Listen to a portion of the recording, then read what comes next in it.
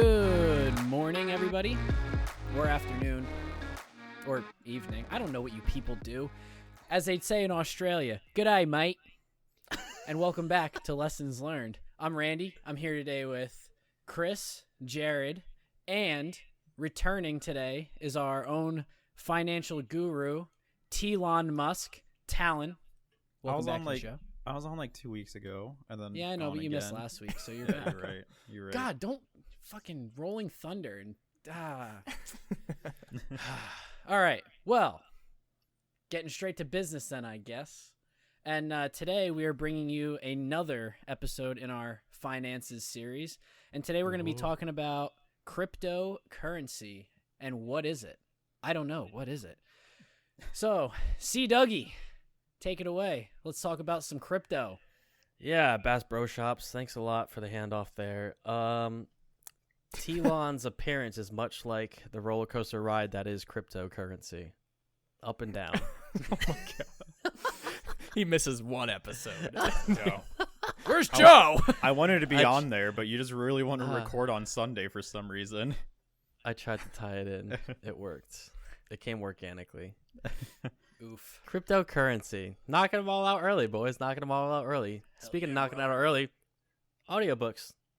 30 days free trial. Click the link below. You want to listen to books? Do you like books? Wow. Don't know how to read? Such as Randy? Click the link below. Knocking it all out early today, boys. I'm really upset because I had a really good one planned for that today, and you just You can just remind it. You can just remind it. Yeah. Slip it in the back. If you don't want to be like Jared over there with books on his desk, if you want to save space, Audible. There you go. We could each do an Audible take today. Yeah. Ooh, okay. Anyway, sorry for the emotional roller coaster, but that also ties into cryptocurrency. Here we go. Cryptocurrency. We'll hand it over to the guru. Explain it to the people. Dumb it down for people like me. Okay. Hey, what's cryptocurrency?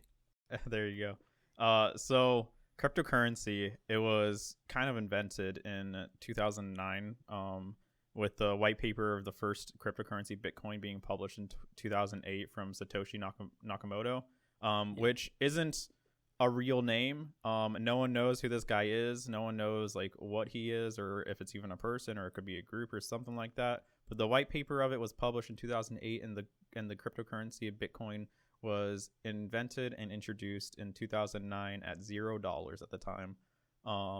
And if you compare that to what it is right now, you can tell the difference. And the reason why it was invented to begin with is because of the modern financial institutions that countries all around the world are kind of a part of right now. And that's because every single country kind of has a central entity that literally controls all of the money in that country. Here for us here in the United States, it's going to be the Federal Reserve. Europe has I think it's like the European National Bank or something. I can't remember, but pretty much so many countries and a lot of civilizations out there just has a central entity that controls all of the money. And there's many downsides to that because it just gives too much power to one group of people. If no one if people don't understand this, the Federal Reserve literally can print as much money as they want. It might cause inflation, but the dollar is not backed by anything. The dollar used to be backed by real assets such as gold, but today it's not backed by anything. What you see in your bank account, that's just numbers. There's nothing that actually there's nothing that's actually telling you what that money is worth or anything. And the Federal Reserve can just print as much as they want. It's called fiat currency, which is you'll hear that a lot if you do any research in cryptocurrency. But fiat currency is literally just, it can be created out of thin air whenever it wants to be done. If you paid attention to stuff around the CARES Act or everything to do with the pandemic, and Congress was asking for the Federal Reserve to print $1 trillion platinum coins and stuff like that, because they can do that. They can literally just do whatever they want. They can print as much money as they want, trillions of dollars, and there's no one that's telling them not to. If anyone's seen the meme of the chairman of the Federal Reserve, Jerome Powell, just like his printing machine, just printing dollar bills for days. That's exactly. Put up a picture of it. Right? Yeah. Dollar bills, y'all. Yeah, that's exactly what they can do. And there's because they are above the federal government. The federal government cannot audit them by any means. They are outside of the government. If the president wants to, if the president wants to ask, it's like, hey, I demand that I get a look inside the Federal Reserve. The Federal Reserve can straight up be like, no, we do not listen to the president of the United States. They have power over the government itself. They don't have to do anything that the government says. But there is some inherent benefits to it because the Federal Reserve can kind of get into a lot of the markets out there and everything. And they can kind of control how inflation works. They can make sure that crashes don't happen. The Federal Reserve kind of was actually made because J.P. Morgan back in the 1900s, he was a private banker at the time, but I think it was like 1907, 1905 or something like that. There's a major crash, and he got all of his private banking partners together and just like, hey, flood the markets with all this money that we have. And guess what? They basically made it so the markets in the country didn't crash and go into depression. And that's exactly what the Federal Reserve kind of did with the pandemic. If you paid attention to the stock market, it should have gone down a lot more. But guess what? The Federal Reserve was there and just they're like, hey, we're going to be pumping billions of dollars into the stock market, keeping prices up high. And there's going to be some punishment to that at some point, probably within inflation, because you can only print so much money without the value of the dollar going down. But that's the biggest inherent problem with our current financial institutions with fiat currency and everything. And that's one of the biggest solutions that cryptocurrency wants to solve. And it's going to be called DeFi. So, decentralized finance. That's the biggest thing is that, Bitcoin, its goal is to be a worldwide currency. So no country, no entity has any power over it. Just you and me, every single person, every person in the world has equal amounts of power under this currency. No one can make more Bitcoin, and it's controlled by it's known as the blockchain, which is literally just every single person that owns Bitcoin in their own private wallet. They're basically a node on this blockchain, and every single node has a copy of this ledger, which is literally it's a receipt of every single transaction that's ever happened, and it will constantly be updated. And that basically means that everyone can verify everyone else. That way, Chris can't go into his wallet and be like, hey, I now own 1,000 Bitcoin, because guess what? There's going to be a trillion other wallets out there that looks at that and it's like, hey, that doesn't match what everything that what my stuff says. And they'll look at Chris's and be like, no, you're inaccurate. Convert to what all the other, what everyone else says. So basically, it's almost impossible to hack. You'd have to literally control 51% of all Bitcoin out there and of all the wallets out there to be able to control anything to do with the blockchain. But at this point, it's basically impossible just because of how many nodes and how many wallets are existing. And the way that the transactions are kind of made, it's going to be through miners. So you'll hear this all the time, especially with recent Tesla news and everything. But miners are basically just people with computers. It started off with just you and me, people with computers, mining away.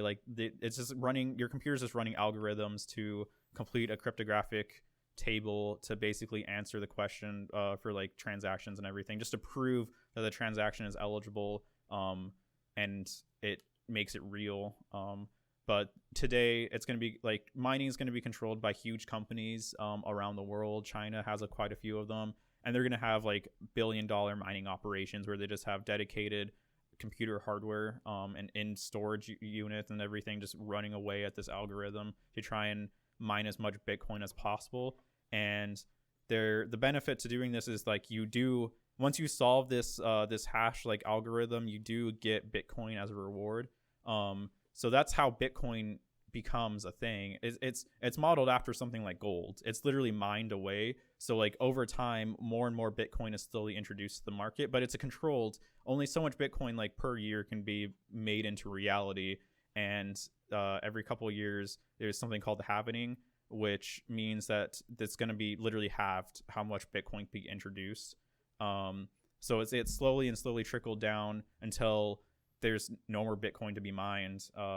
There's a cap on Bitcoin. It's going to take decades for it to happen, but there is a cap on Bitcoin, and that's another kind of inherent value to it. It's just like gold. There's only so much of it to go around, and at some point that cap's going to get hit. And supply and demand, when the supply stops, demand's going to go up. So that's kind of that's kind of the rundown of how cryptocurrency kind of works to begin with. But the main thing for it, I mean, you look around at like governments and everything, other governments that their money, their fiat currency just falls apart. Venezuela, for example, they had hyperinflation where literally like one of their dollars is now worth like 1 million of their dollars. Like they can be carrying around buckets of their dollars and it's just worth the paper. It's worth nothing. And countries like that can then, if they want, like the people can adopt Bitcoin, and they can use that and kind of use that as their main currency. It's literally so it's to take power away from these entities that control way too much of the money, way too much of the financial institutions, and it just puts the power back into the people. And it in like third world countries out there and everything, the rich literally control the country. But guess what? If we take that power away from them, bring it back to the people can have more power in those countries. And it can benefit the entire world. I mean, we in America just see it as a cool investment and everything, but there's other countries out there that literally see it as a godsend. They want to take power away from their government. That's the best way to do it. Devalue the rich. Because guess what? If the poor doesn't want anything to do with the rich's money and they're not using it anymore, guess what? That rich isn't rich anymore. That money's worth nothing in that government because everyone's now using Bitcoin or something else. So it's just giving power back to the people, taking the power away from those centralized banks like the Federal Reserve. Exactly. So that's the main reason for it. That's why Bitcoin is so popular right now. It's leading a revolution. Bitcoin itself, it's changed a lot over the years, and it's had something called forks, which a lot of cryptocurrencies kind of have. One of the big ones is Litecoin. Litecoin forked in 2011, I believe. And the purpose of that is because Bitcoin, the transaction costs and the timings for the transactions, it's very long, and it can cost quite a bit to just perform a transaction. Litecoin was made because Litecoin's kind of more, it's supposed to be kind of like a universal currency, so it's cheaper. It's literally just like the transaction fees and transaction times are significantly lower than Bitcoin.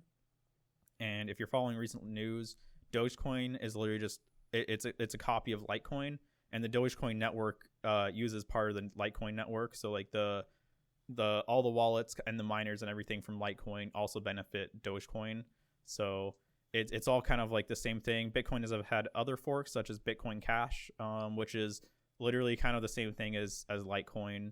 And they had another one, I think, yeah, it was called Bitcoin Gold, and then Bitcoin Satoshi Vision. There's been a lot of forks, and if you own Bitcoin in your own personal wallet, you would have gotten the same equivalent in these new forks as well. So like some people kind of view it as dividends. I know what happened to me. Say I had like 0.3 Bitcoin, I would have gotten 0.3 Bitcoin Gold for free. Like it, and you just keep it unless you have that Bitcoin in an exchange such as Coinbase or BlockFi or something like that. You don't normally get to keep any of that, just because you don't technically own that cryptocurrency. So I mean, that we could talk about in a little bit. But do you guys have any questions? You guys? Yeah. Yes. Yeah. Okay. Yeah, my mind is blown, and we're at like 13 minutes. So firstly, Talon, take a drink of water. Yeah. No. And also, that was probably the best explanation of crypto that I think I've ever heard. Yeah. Yeah, except the fact that I still have no idea what the fuck you're talking about. So what is That crypto? made a lot of sense. Yeah. Crypto- Let's just Correct me if I'm wrong. Like, to dumb it down to my level, I generally tell people it's like just a different type of currency, and it's as if you're taking a US dollar and converting it to a euro and like taking that value. That's now what you have. And it's going from there. decentralized. Yeah, exactly. It's a digital currency. That's all it is. It's not a piece of paper, and there's not a big difference between that and like looking at your bank account numbers. Like you don't have that in cash. It's just a number in a bank system.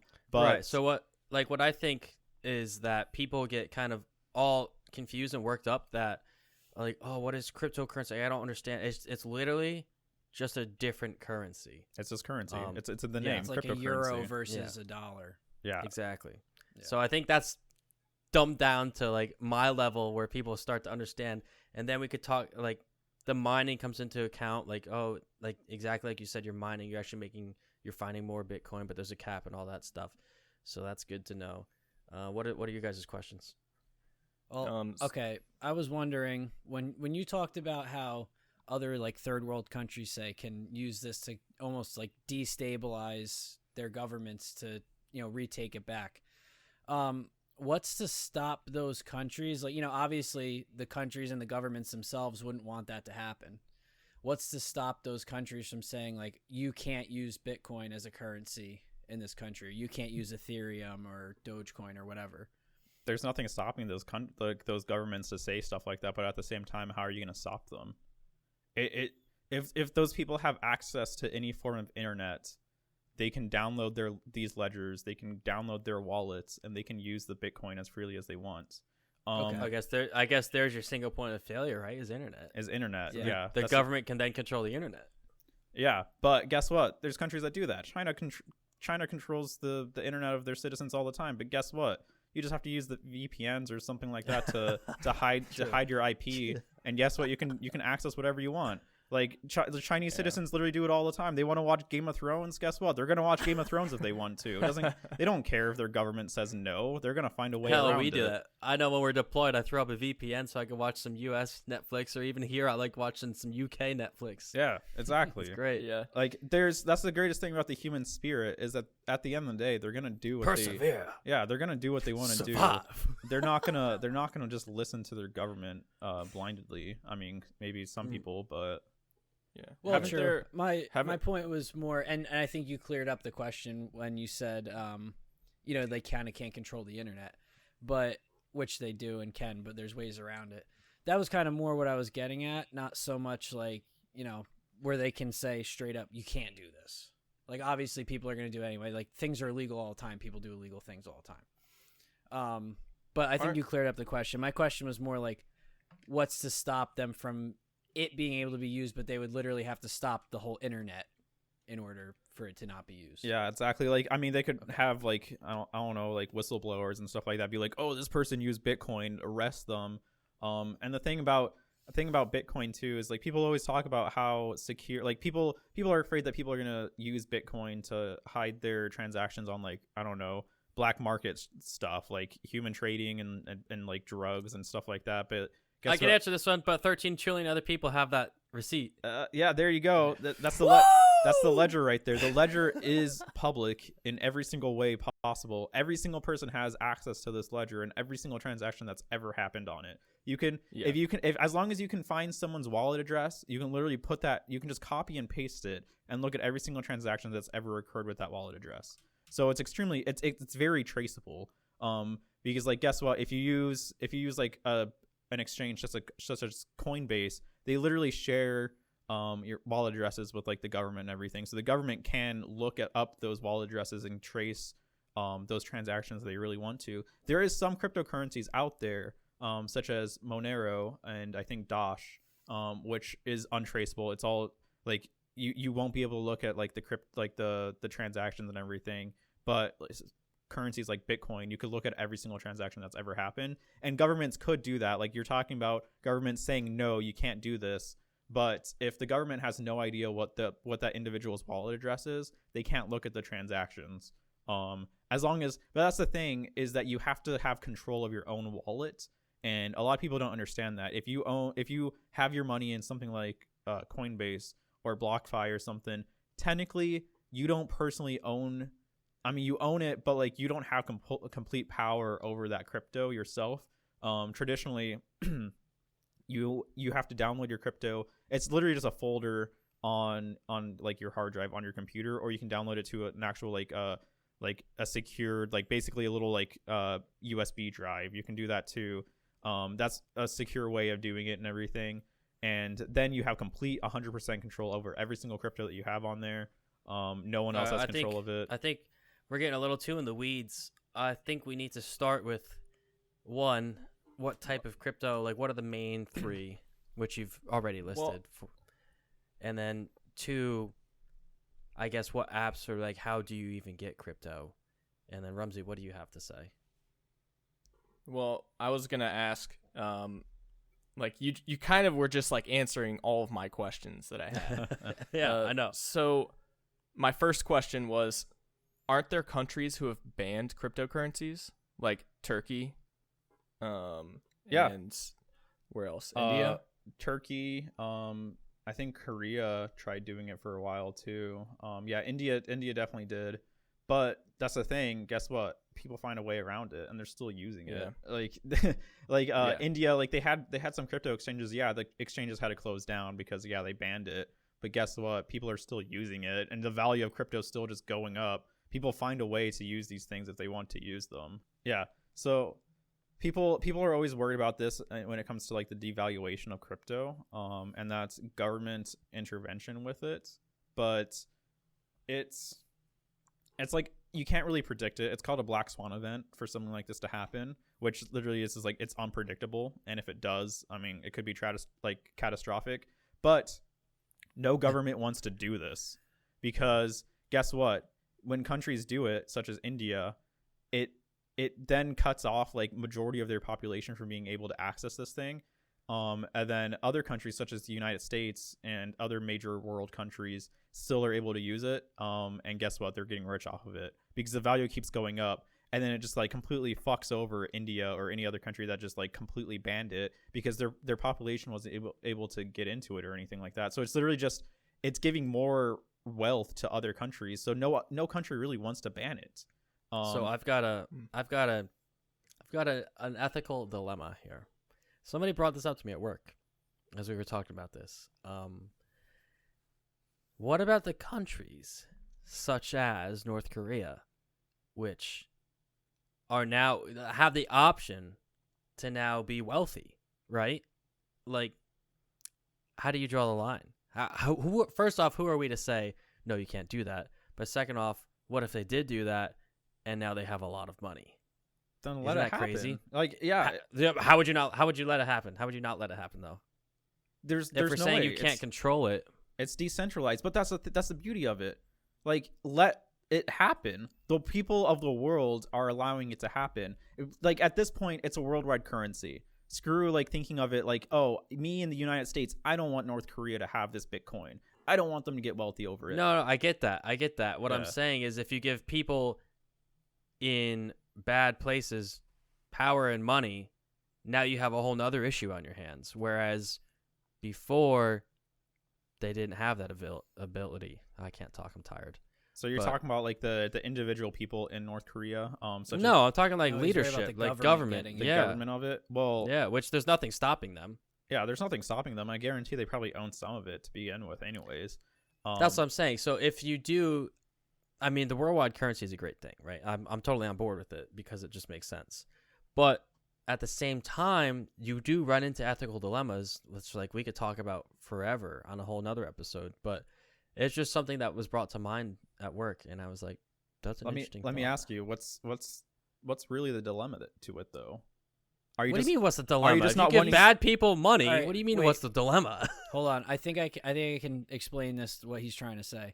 I don't think he's so concerned about the citizens of North Korea Correct. getting Yeah. it. Like that proves your point. The citizens getting it is probably a good thing because if they can get it and not rely on the North Korean currency, then they can probably, disempower some of these horrible people. However, what Chris's concern is that these horrible people who are in power are going to get the money and then make their country wealthy, whereas like right now they don't have really the wealth to be kind of like a threat, whereas now like if they get this wealth they can become a threat. Exactly. I mean, It's just something to think about, right? Like to begin with, they have to have the wealth to begin with because there's no exchange that's going to be like, hey, give me like your North Korean dollars and I'll give you Bitcoin. You're gonna have to like that. Like the North Korea leaders are gonna have to like exchange like U.S. dollars, for example. They have to have a currency, so they have to have that wealth to begin with to be able to invest in this asset. And let's be real, they do. yeah, they do. But again, it's a worldwide currency. I mean, I'm gonna say it right now. If it happens, it happens. It's the people of the world at that point. And if the value keeps going up, I mean, and they profit off of it, it's all relative. So is everyone else. Like another, I was just gonna say another counterpoint to that is if like if the United States sees like, oh wow, North Korea just bought a shit ton of Bitcoin and they're making a ton of money off it, the United States is gonna be like, we're gonna buy 10 times the shit ton of Bitcoin that North Korea just bought and make a shit ton of money off. 10 tons of shit. Yeah, again, 10 tons of shit. It wasn't my thought. It was just brought up to me, and I thought it was a good point to talk about. Yeah, and there's nothing stopping from North Korea like buying Tesla stocks and getting rich off of that or something too. Like they can do whatever they want, like the world leaders over there. But like, that's true. But then you get back to the centralization of stuff, right? Yeah, exactly. But like I said, if it happens, it happens. It's decentralized. Like we are because you're talking about talking about these individual governments and everything, but guess what? They're not part of the conversation at this point because it's about a decentralized network. If it happens, it happens. And I'm gonna play like devil's advocate because I'm just an individual in like the United States. I have absolutely nothing. I don't know what's going on in North Korea in all reality. I mean, we might work in like the intelligence field and stuff like that ourselves, but realistically, I've never been there. I don't know anything. I don't know what the government's doing. I don't know what the world what the government leaders are doing. So I don't really care what they do. If they get rich off Bitcoin, they get rich off Bitcoin. Guess what? Everyone else is getting rich off Bitcoin. I don't care. I think that's a slippery slope, my friend. However, let's move on from this subject. I'm just saying there's no power over it. So there's no reason to try and think about having power over it. Us as a government of the United States. I'm not saying anything about power. I know. Like we're debating too much, something that shouldn't be debated. Okay. Well, we can switch to a good topic, but it's also on the topic of decentralization. Yeah, switch the flip here. So I think at the beginning of this episode, you mentioned the like the bank crash of 2008. I didn't talk about specifically 2008, but Bitcoin was invented in 2008, so it's kind of around the same time. Yeah. Yeah, it's like, I think that crash is why Satoshi created Bitcoin, because the banks crashed in 2008 because they gave out a bunch of bad loans. Yeah, they're over leveraging like mortgages and stuff like that. Like they were just giving out mortgages to literally everyone. So. And then guess what? Like once people start selling, once people can't afford those mortgages, it's just a crash for everyone because no one's able to pay back those loans. Mm-hmm. So that's why if you remember, forbearances were literally all the time. People are just losing their houses left and right. Yeah. And cryptocurrency kind of cuts out the banks, right? It's decentralized, so that wouldn't happen. Yeah, exactly. Because that's a plus side. If no one doesn't understand this, banks themselves, just like the Federal Reserve, they don't need to have this money to loan it out. So like they can give you like a $500,000 loan to buy a house. Guess what? They don't need $500,000 sitting in their vaults. They can just give you that loan. I think they need like something like 10% of it, but like they can just give you that money and everything. Like all the rest of it's just like basically backed by the Federal Reserve. It's like, yeah, we got your back, bank. Give out those loans. So it's again, it's just money being pretty much printed out of thin air. So yeah, Bitcoin or any other cryptocurrency would just decentralize that power from the banks. So let's talk about the big three, right? So obviously got Bitcoin, which we've been talking about the majority of the time. Would you say Ethereum's number 2, obviously? Yeah, you can just look at Dogecoin number 3. Yeah. I think Dogecoin is number 3 right now, actually. No way. Did it make the jump? Yeah, I'm almost certain. My mic. Wow.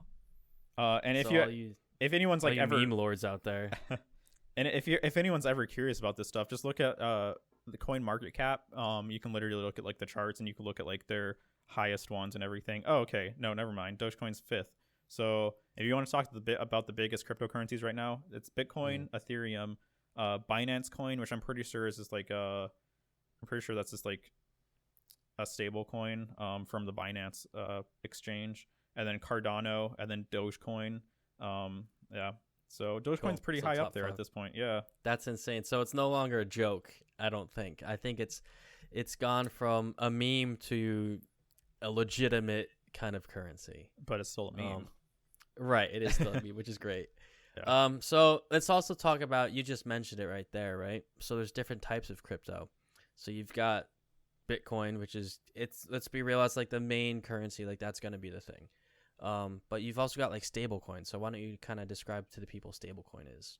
So stable coins, I'm trying to think about all of them that exist. So most exchanges have them. Just like do one. Just like what is a stable coin basically? Yeah, so a stable coin is literally it's a stable coin. So like the price doesn't fluctuate because it is trying to replace the current like currencies of governments such as the US dollar. So one stable coin equals $1 US because depending on which one you're talking about, they're literally backed by a US dollar. So like each stable coin that exists, there's a US dollar there to like exist with it. So that's why the price doesn't fluctuate. It's one is worth one stable coin's worth $1. And the reason why this is a thing is if anyone's ever tried transferring money between bank accounts, you'll know that it has to go through clearinghouses and it takes forever. It doesn't work on weekends. It has to be business days. Normally it's like 1 to 3 business days just to transfer like $100. But the reason why these stable coins exist is so like it's instantaneous transfers or like within So like seconds. you have buying power. Yeah, exactly. So like you can literally just be like, hey, I want to move like $100 of stable coins to this other bank account. You can literally just do that and within seconds it'll be over there. And you could do it with thousands of dollars, $10,000, like millions of dollars if you want to. But if you did that through traditional banking systems, it could take up to a week, if not longer. And you can do stuff like wire transfers, but there's huge fees to go along with it. So it just, yeah, that's why it exists. And even certain banks like JP Morgan, so like Chase Bank, they're making their own stable coins and within their own banking system. So soon, if you have like a Chase bank account and you look at your like bank balance, that's actually going to be like a JP Morgan coin. And it's not going to be like a normal dollar anymore. They're just going to use these stable coins and they're just going to be transferring them at that point. It's just like any other stable coin, and it's going to be like instantaneous. It's just going to be faster, more secure. It's going to be less overhead costs because they don't need people or like clearing houses to worry about these transfers. It's literally because it's all built into the algorithm of the blockchain, so it's more secure. So, and it's instant, like I said, and lower fees and everything. So banking systems are moving towards crypto themselves. Even if it's not Bitcoin or something like that, but they're adopting the stablecoin kind of revolution. Yeah, so you can, and it almost begins with like who uses cash anymore, right? Like it's all on our phones. We have tap to pay. We have plastic credit cards. We don't even use that half the time. Yeah, you could Venmo. Yeah, you could Venmo people now. Like it's just a new age, and crypto is the future, and that's what it is. Yeah, crypto's basically going to be it's just going to be the back end of it, because realistically now you pull up your bank account like app, you don't have cash in there. You're just looking at a number. Crypto's the same thing. You're just looking at a digital number, but the back end of it being crypto is that you get those higher, like the faster transfer speeds and everything. So it's just going to be changing it. No, like on the surface, no one's going to notice any difference because you're just looking at a bank account with numbers. But on the back end, it's going to be a lot more efficient because it's using this crypto model. No more coin shortage. Yeah, you don't have to worry about that. I do have an actual question. We just got gas shortages now. Is the only difference between like a stable coin and a Bitcoin the fact that a stable coin is a fixed value and a Bitcoin can fluctuate? Yeah, exactly. So Bitcoin's its own, like Okay. a stable coin's literally just like backed by a US dollar or something like that. So that's why like if you look at them, the price doesn't fluctuate. So Right. yeah. Yeah, I think me So and from Talon an- looked at it one day, and it was like 97 cents was the lowest ever, Ever. and like $1.03 was the highest ever. So Yeah. like it averages out $1. Yeah, exactly. So from an investment standpoint, you would be like, if you were looking to kind of invest in one of these things, you would be more inclined to invest in like a Bitcoin or an Ethereum rather than a stable coin. So Yeah. that's where you're not investing when you buy a stable coin. You're just converting, and Right. then you take that conversion to invest. Does that make Okay. sense? It's like a middleman. yeah. Yeah. And you can So I could use a stable coin to buy Bitcoin. It would just Yeah. be like a faster transfer speed. yeah. Well, you have to do it that way. Yeah, Yeah. because it would be Oh, a okay. trade. Well, no, you don't Yeah. have to. You could just Well- buy Bitcoin with dollars, but yeah. It takes days, like we said. Yeah. Yeah. So speaking of that, that's actually a good point, and it brings me to our next point: is what apps do we use? There's two major ones out there. One we invested in with the IPO was Coinbase. So yeah. and I'm pissed, man. I'm pissed. I'm an emotional investor. I have no idea got- what it's at right now. I have not looked at it, but It tanked. I bought and it tanked. It's probably, I think it's probably at like 250. oh Yeah, hell it's yeah. like where I originally wanted to buy it at, and I didn't. Yeah. Anyway, that's besides the point. But so you have Coinbase and you have BlockFi. Those are, I mean, correct me if I'm wrong. Are those the two biggest ones, most popular? No. Binance. Yeah, Okay. But I think Binance is the biggest exchange. Really? Yeah. Okay. Because worldwide, so Coinbase is popular in the United States, but Binance is like a worldwide exchange. Like countries around the world use it. And the thing with Okay. Binance is that they basically have like almost every cryptocurrency you could want on there. Coinbase, they only put so many. But the thing is, like once Coinbase adds certain cryptocurrencies, normally they spike up in price because Coinbase is so easy for us in the United States to utilize. Because like it was like for the longest time it was like one of the only ones that had bank transfers, so you can just transfer like US dollars into it and buy whatever you want. And then you would have to transfer it out to ones like Binance for like the longest time because they didn't do bank transfers. You had to like get the Bitcoin from Coinbase first, then transfer it. There's like Bitfinex, there's Crypto.com. Crypto.com's also a big one, especially lately with the Shiba coin because Crypto.com has Shiba Yeah, coin. I saw that. Yeah, dude. dude. Okay, so that's good. There's a lot of stuff out there, Yeah. but the ones I am familiar with, and I'm only familiar with them because you've showed me them, is Coinbase and BlockFi, and we're talking. Talon was like, well, Coinbase was the only one that used to do bank transfers. We're talking like very recently. I think like 6 Is months ago. has BlockFi added that? Dude, that was like a month ago that BlockFi added it. Oh, the ACH. You used to do wire transfers. yeah. But they only Yeah. allowed ACHs recently. Yeah. So now with BlockFi, you could just do instant transfers and you get your money then and there, and it's fantastic. Yeah. And go ahead. So you're talking about BlockFi real fast. Mhm. So BlockFi versus Coinbase, there's benefits to each of them, really. I was just gonna talk about that. So Oh, go ahead. Take Okay. the reins. So real fast, Coinbase has more crypto options than BlockFi, but the biggest benefit to BlockFi is that they give you interest. It's basically a high yield checking account, but for the cryptocurrencies that they have on there. And they only have so many, like I said. I believe they only have Bitcoin, Ethereum, Litecoin, Chainlink, and Pax Gold, I want to say, is the only cryptos they have on there. So it's very limited, but all of them earn interest on them. Yeah, and they do promotions. Like we got the one promotion, we got an email. It's funny because we all got this email. And we're like, did you guys see this? And we're like, yeah, I saw that. Did you see it? Here we go. We're going in. So for example, let me see. I think Ethereum's 8.6%. No, 4.5. that's GUSD. 4.5. 4.5. Yeah. Yeah. So for example, though, that stable coin that we were talking about, this is the one I'm referring to with that email, is they're offering 10% interest until the end of July. You can't find a bank that's gonna ever offer 10% again. Never. Like, that's incredible. So we threw some money in there. We're just earning interest, just doing nothing. Yep. And it's phenomenal. And even with outside of the promotion, the stable coins on BlockFi, they earn 8.6%. And again, you can't beat that anywhere close. And like each of the cryptos that you have on there, they're also earning interest. So like Bitcoin, as long as you have less than half a Bitcoin, it's going to be earning 5% or 5.5%. Ethereum 4.5%. Litecoin, I think, is like 5.5%. So if you own half a Bitcoin, if you own $25,000, I just went over that. I'm now like earning less interest on part of my Bitcoin, so it makes me a little sad actually. I have like 0.54 Bitcoin, so like that point that 0.04% is only earning 2%. I'm so angry. F's in the chat. Okay. So sell me some, bro.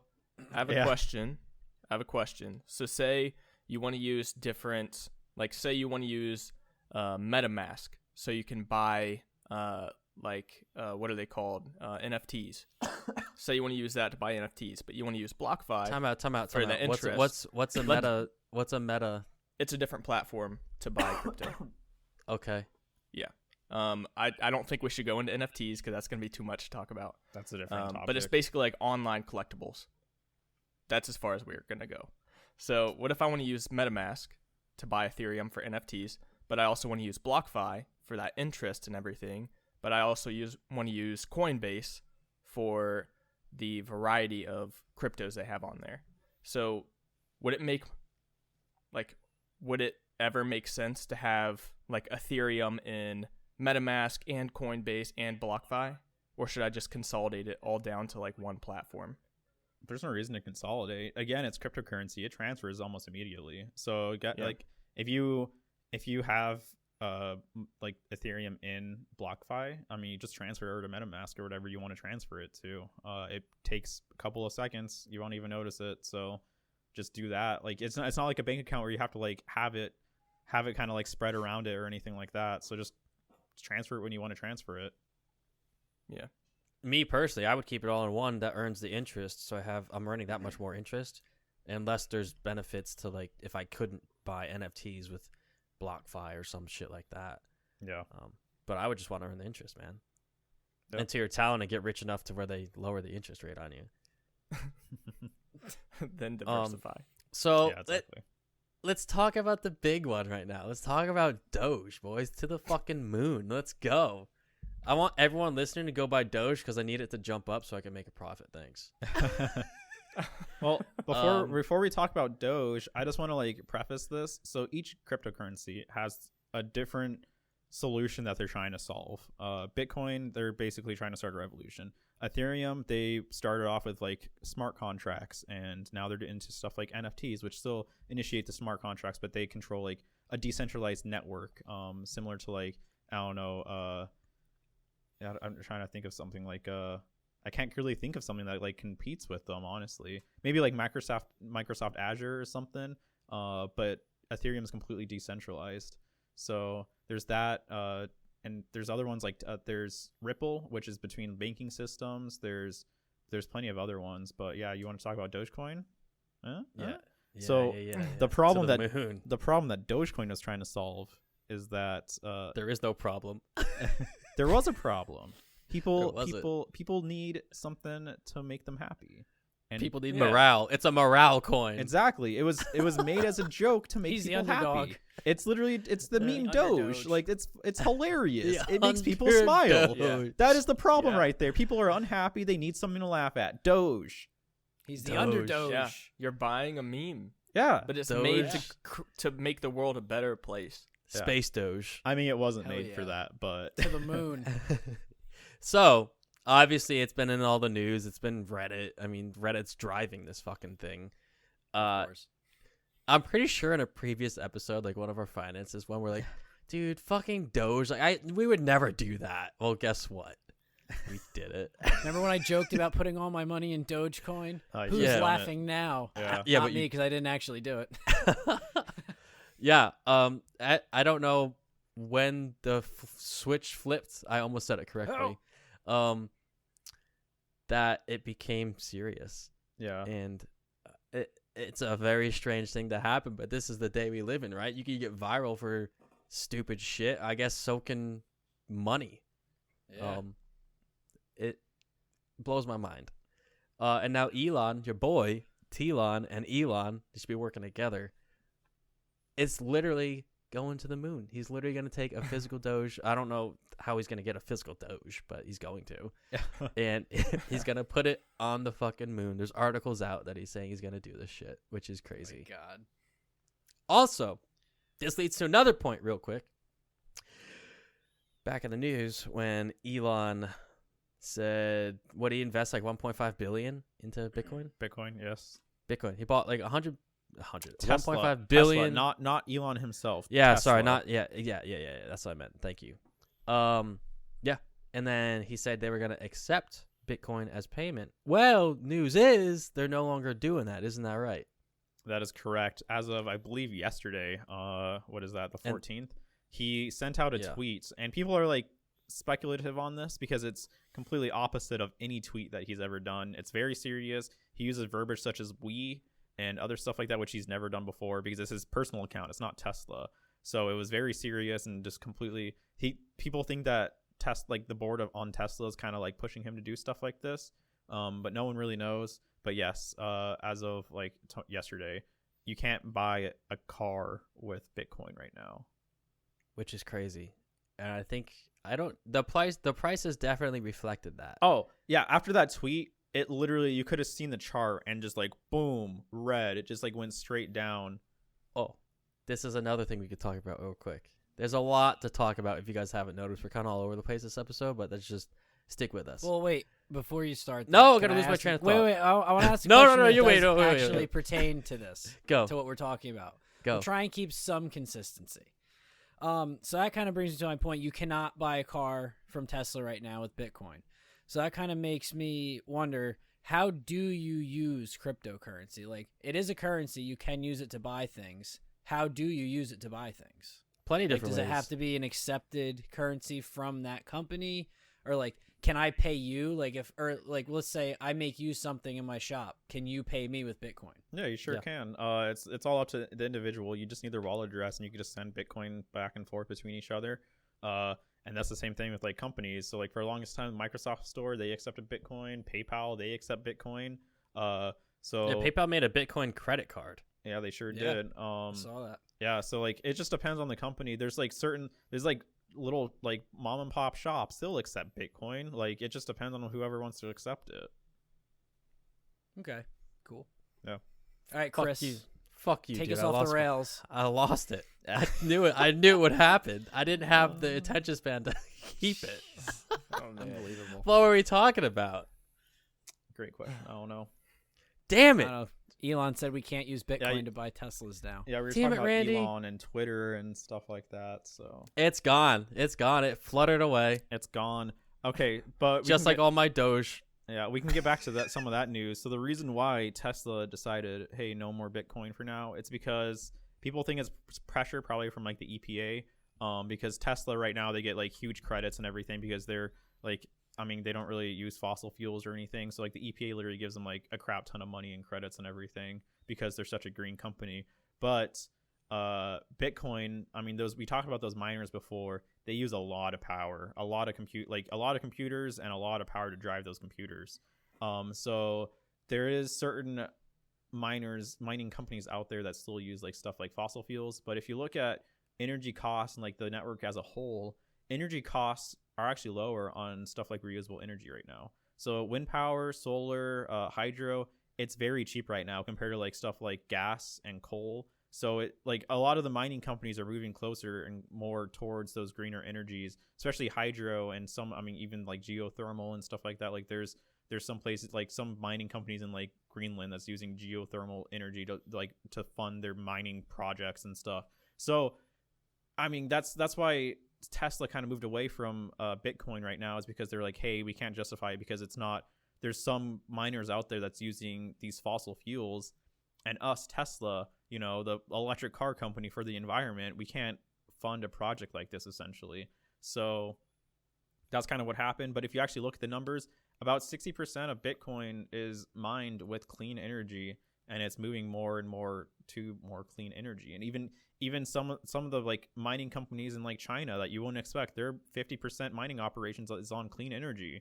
And if you look at traditional banking models and everything, they use significantly more energy. Just think about like your local banks around the cities and stuff. Think about how much energy they're using for construction of their buildings, for air conditioning, for like all their employees and staff. And like the bigger banks like JP Morgan, they're probably using like JP Morgan alone probably uses more energy than the entire Bitcoin network themselves just for the buildings out there. So I mean, yeah, you can say that Bitcoin miners use fossil fuels and stuff like that. Majority of them don't, and it barely affects the rest of the world compared to like all these other major companies in the banking model right now. Guess what? You You remember? remembered? It came back. So yeah, I'm writing notes. Good. One major point. Crypto minus stablecoin. Take stablecoin out of the equation. Cryptocurrency is a roller coaster, like I mentioned in the beginning. It is not a slow, steady climb or slow, steady drop back and forth. We're talking by the hours it goes up and down, like significantly. So it's not a stable investment such as like ETFs, like we've preached before. ETFs are still great for retirement funds and everything like that because it's a nice, slow, steady growth. Crypto, I mean, it's crazy out there. It's a crazy world. I know we talked about the drop, like something like Elon Musk sending a tweet tanked the price, like tanked it. With an ETF, it's not going to do that because Tesla's one little section of an ETF. So it's just something to consider if you do want to end up throwing money into cryptocurrency. Yes, it's a great thing, but just remember, like it's not guaranteed that you're gonna make a profit. Well, that's the thing about it. It's not technically an investment. Right. Like True. Yeah. if you look at in like the definition of investment, like cryptocurrency doesn't fall under it. You're not investing into a company to like make it grow or anything like that. You're just it's literally a gamble. You're like, hey, the value is low right now. I think it's gonna go up. That's literally all it is. So Yeah, it is a gamble. because it's just a currency. That's all it is at the end of the day. You're not investing in a company or anything. So And I think that's I definitely misspoke, and I think that's like what a lot of people think of it as is an investment. So that's a good. I'm glad I did fuck up. Thanks for calling me out. Yeah, because I know everyone I've talked to in the beginning was like, "Well, am I going to invest in this stuff?" I was like, "Well, you're not." Exactly what you said. You're not investing. You're buying a different currency. And once you explain to people like that, it like when you explained that to me, it clicked. Like I was like, "Oh shit!" Like it makes sense now. I understand it a little bit. And then he get into all the algorithms and mining, and I was like, "You lose me, dude. Like I'm gone." Yeah. I check out like Randy trying to read a book. Speaking of books, Check out our link to Audible in the description, Damn it. and you'll get Under 30 free fucking time days. today. bro, you were just sleeping. That was the Yeah, you perfect weren't paying enough handoff. attention. Well, I had a whole thing planned, and it was really good. We were talking about. What is it? I'm gonna do it. I'm gonna do it. Do it. Go. So we were talking about, how do you use it? I was gonna say, hey, Talon, can you use crypto to pay for your subscription-based services? Boo. And he's making a face at the moment. I'm trying to think. I mean, I have a response for either answer. depending on the subscription service you're talking about, yeah. So I'll say Okay. no to most of them, though. Okay. Well, not to worry, because if you want to use Audible and you go down and you click the link in the description, if you're not watching this on YouTube, I'm pointing down. You can get a free 30 days of Audible to use for free. I mentioned that before. And also, Audible's great because if you're like Chris and you don't know how to read, or if you're like me There you go. and you don't have enough time throughout the day to no. read, you can listen to books while you're doing other shit. You can listen to books while you're working. You can listen to books while you're at the gym, though not my personal choice. You can listen to books anytime, anywhere. So click the link, get Audible free for 30 days. Fuck you guys for stealing my thunder. Yeah. I like it. All right. So with that, I think it's a good place to wrap up unless you guys have any final thoughts on crypto. Is there any No, questions all my left? questions got answered. All and right. and a lot of stuff I didn't have questions on got answered because apparently I knew way less than I thought about this. So Yeah. Talon. I still have Round like of 30 questions. Yeah, Talon, for real, you're like a little genius. I gotta say, like that first 15-ish minutes like totally blew my mind. Yeah. Like you used to, I was like, oh my god. People are gonna be like driving on their way to work, listen to the podcast, and just hit the median. I don't know what just happened. Yeah, it's stuff that people probably don't care about. In reality, people just want to make money from this stuff. They don't care how it happens. They don't care about the blockchain or anything. But hey, that's Yeah. how it works. So Yeah. Well, Right, and it's good to understand how it works with stuff like that because it helps you understand what you're, and I'm gonna put it in quotes, quote unquote, investing in. And again, it's like you said, it's not really an investment. So I think it definitely would help people to understand if they knew all the information on it. yeah, for Right. sure. so I mean, we could definitely do a part 2 and like dive even deeper if we wanted to. But hopefully, you guys enjoyed everything we talked about. Let us know if you have any questions in the comments. Rumsey, take it away. All right, guys, this has been Lessons Learned. Thank you for tuning in. If you're watching on YouTube, thank you so much. Leave a like, a comment, and subscribe and support the show. It would mean so much to us. And also, we do have some shirts left, so message us on Instagram if you would like to scoop one. Check out Audible down in the description. And also, check out our social media pages linked in the description. Thank you so much for tuning in. Love ya. Peace, and we'll see you later. Ah, it didn't work again.